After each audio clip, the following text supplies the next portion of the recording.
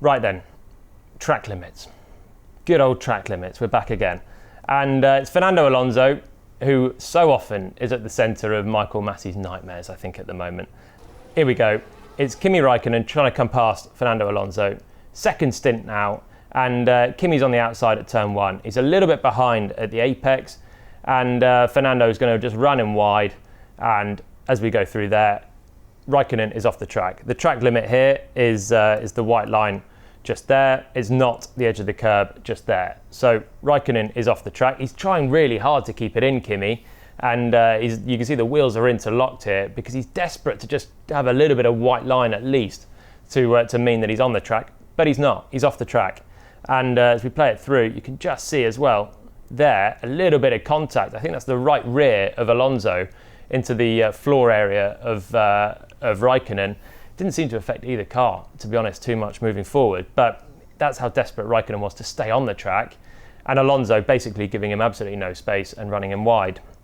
As we play it through again, Raikkonen now has the inside for turn 2, and through he goes, and Alonso is furious. So let's have a look at this from Fernando Alonso. You can see already he knows Raikkonen's coming. He looks in the mirror to the right hand side, then he's on the left hand side there, and he's ready for the attack. There's Raikkonen's front wing, and Alonso knows what he's going to do here. So he keeps the steering in, turns hard left, but he's just jabbing at the throttle slightly, and this is a technique you can do. So it looks like you're hard left on the steering, turning as much as you possibly can.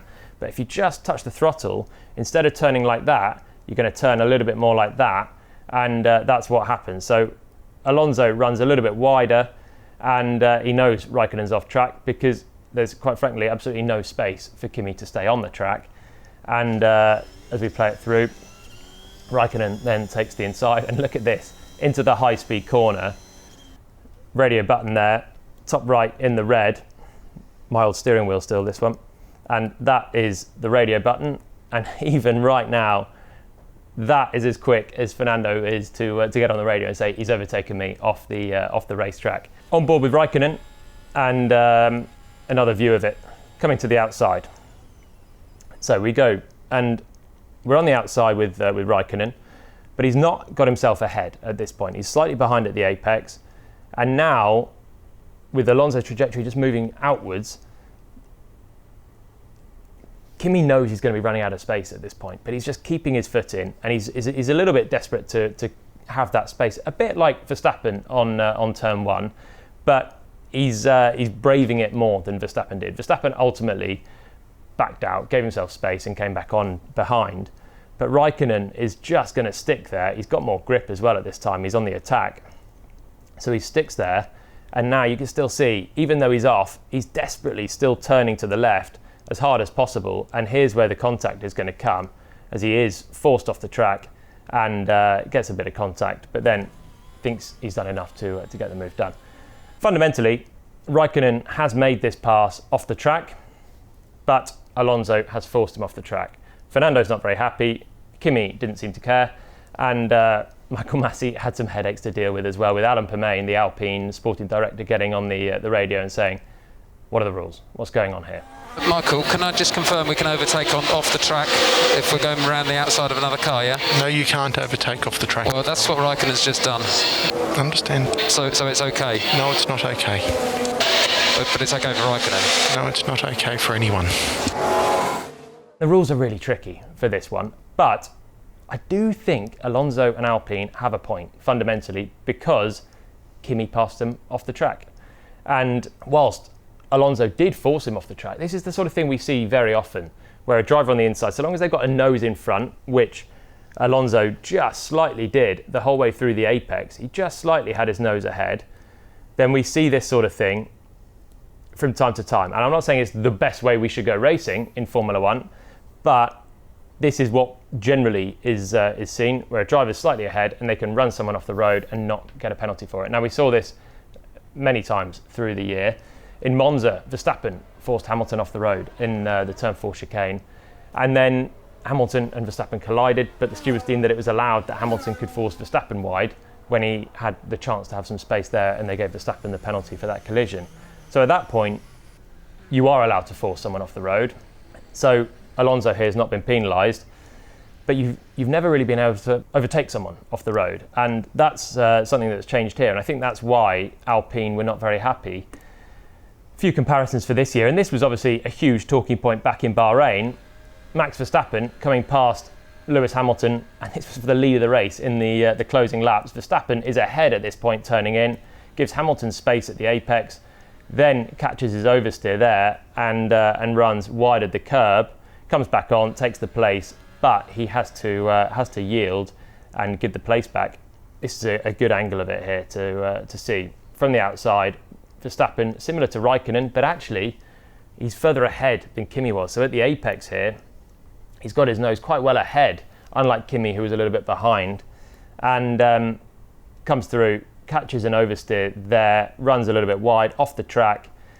But quite frankly, when you look at where Hamilton ends up, there wasn't going to be a chance for Verstappen to stay on the track and try and complete this move anyway.